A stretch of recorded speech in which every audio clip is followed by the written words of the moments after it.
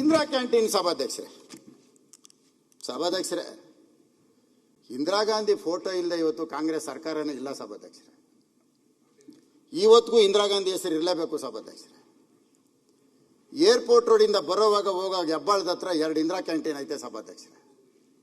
ಎಲ್ಲ ಕಾಂಗ್ರೆಸ್ ಶಾಸಕರಿಗೂ ಕೈ ಮುಗಿದು ಕೇಳ್ಕೊಂತೀನಿ, ನಿಮ್ಮ ಜೊತೆ ನಾನು ಬರ್ತೀನಿ, ಹೋಗಿದೆ 2 ಕ್ಯಾಂಟೀನಲ್ಲಿ ಊಟ ಮಾಡ್ಕೊಂಬರೋಣ, ಬರ್ತೀರಾ? 2 ಇಂದಿರಾ ಕ್ಯಾಂಟೀನ್ ಐತೆ, ನಾನು ಬರ್ತೀನಿ, ನನ್ನ ಜೊತೆ ನೀವು ಊಟ ಮಾಡ್ತೀರಿ. ಎಲ್ಲರೂ ಬರ್ಬೇಕು, ಕಾಂಗ್ರೆಸ್ MLAಗಳು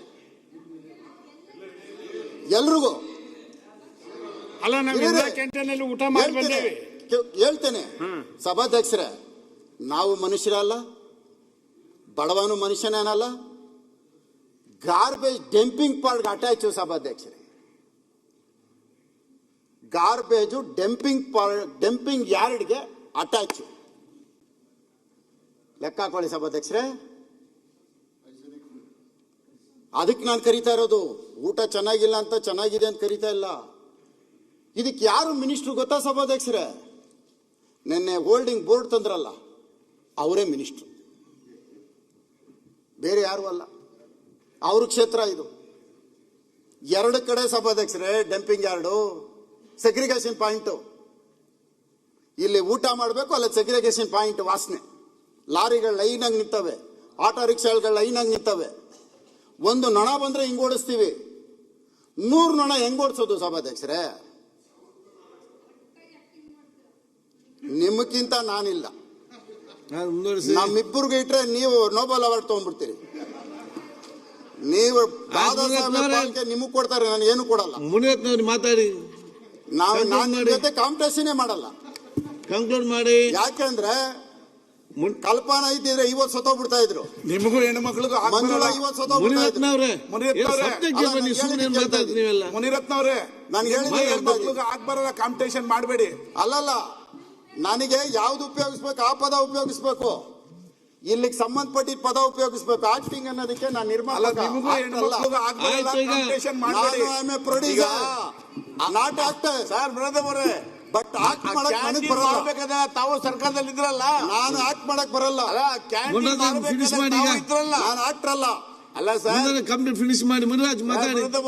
ಆಮೇಲೆ ಆ ಕ್ಯಾಂಟೀನ್ ಮಾಡಬೇಕಾದಾಗ ತಾವು ಇದ್ರಲ್ಲ, ಅದಕ್ಕೆ ಊಟ ಮಾಡಕ್ ಕರಿತಾ ಇರೋದು. 5 ಮಿನಿಟ್ಸ್ ಮುಗಿತಿ.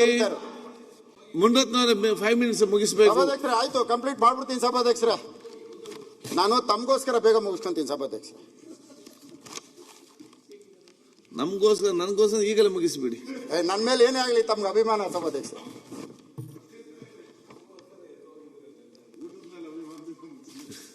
ಕಾಮಗಾರಿ ವೆಚ್ಚ ವಿಳಂಬ. ಅಣ್ಣ, ಗೋದ್ರೇಜ್ ಒಂದು ನಿಲ್ಲಿಸ್ಬಿಟ್ಟು ಫಸ್ಟ್ ಸ್ಟೇಷನ್, ಅದು ಇಂಡಸ್ಟ್ರಿಯಲ್ ಏರಿಯಾ. ಈ ಮೆಟ್ರೋ ವೆಚ್ಚ ಭಾರ ಜಾಸ್ತಿ ಆಗಿರೋದಕ್ಕೆ ಅವೆರಡನ್ನ ಅಕ್ವೈರ್ ಮಾಡಿ. 1.25 ಎಕರೆ. ಇವತ್ತು ಮೆಟ್ರೋ ಸ್ಟೇಷನ್ ಎಷ್ಟು ಇಂಪಾರ್ಟೆಂಟು. ಮೆಟ್ರೋ ಸ್ಟೇಷನಲ್ಲಿ ಓಡಾಡೋಂಥ ವ್ಯಕ್ತಿಗಳು ಆಡಿ, ಬೆನ್ಸು ಇಂಥದ್ರಲ್ಲಿ ಓಡಾಡಲ್ಲ. 2 ವೀಲರಲ್ಲಿ ಓಡಾಡ್ಬಿಟ್ಟು ಪಾರ್ಕಿಂಗ್ ಅನ್ನು ನಿಲ್ಲಿಸ್ಬಿಟ್ಟು ಮೆಟ್ರೋ ಇಕ್ತಾರೆ. ಮೆಟ್ರೋ ಮಾಡೋದು ಎಷ್ಟು ಇಂಪಾರ್ಟೆಂಟು, ಪಾರ್ಕಿಂಗ್ ಅದಕ್ಕಿಂತ ಹೆಚ್ಚಿಗೆ ಇಂಪಾರ್ಟೆಂಟು. ಓಕೆ, 2 ಎಕರೆ ನಮ್ಮ ಲ್ಯಾಂಡ್ನ 30 ಅವನಿಗೆ ಬಾಡಿಗೆಗೆ ಲೀಸಿಗೆ ಕೊಟ್ಬಿಟ್ಟು ನಾವು 45,000 ಅಕ್ವೈಜೇಷನ್ ಮಾಡಿದ್ರೆ ಮಿನಿಮಮ್ 28,000 30,000 ಬೀಳುತ್ತೆ. 160 ಕೋಟಿ ಅಕ್ವಿಜೇಷನ್ನು, ಬರೀ 100 ಮೀಟರ್ಸ್ ಡಿಸ್ಟೆನ್ಸು. ನಾನು ಮೆಟ್ರೋ ಅಧಿಕಾರಿಗಳ ಜೊತೆ ಜಾಗ ನೋಡ್ಬಿಟ್ಟು ಮಾತಾಡ್ತಾ ಇರೋದು. ಇಂಡಸ್ಟ್ರಿಯಲ್ ಏರಿಯಾ ಅಕ್ವಿಜೇಷನ್ ಮಾಡಿದ್ರೆ ಕಾಸ್ಟ್ ಕಡಿಮೆ.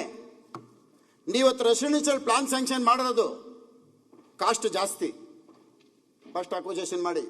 ಗೋದ್ರೇಜ್ ಪ್ರಾಪರ್ಟಿ ಕೊಟ್ಟಿರೋದನ್ನ ಸ್ಟಾಪ್ ಮಾಡೋದಕ್ಕೆ ತಾವು ಎನ್ಕ್ವೈರಿ ಮಾಡಿ. ನಾನೇನಾರು ಹೇಳ್ತಾರೋ ತಪ್ಪಿದ್ರೆ ನನ್ನ ಮೇಲೆ ನೀವು ಏನು ಬೇಕಾದ್ರೂ ಕ್ರಮ ಕೈಗೊಳ್ಳಿ. ಇದ್ರನ್ನೊಂದು ಮಾಡಿ.